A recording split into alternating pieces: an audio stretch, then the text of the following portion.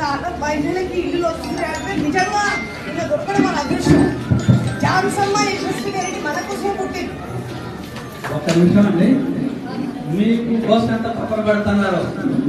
ఒకవైపు అధికార పార్టీలో ఉండి కూడా తన బాడిని మన అసెంబ్లీలో ఎలా ఇప్పించారు.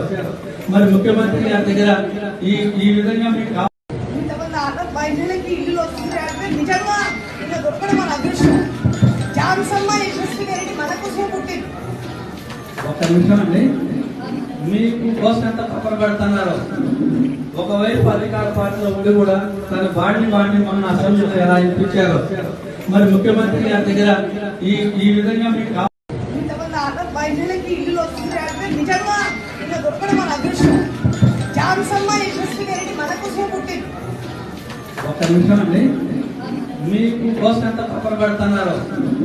ఒకవైపు అధికార పార్టీలో ఉండి కూడా తన బాడిని మన అసెంబ్లీలో ఎలా ఇప్పించారు. మరి ముఖ్యమంత్రి గారి దగ్గర ఈ విధంగా మీకు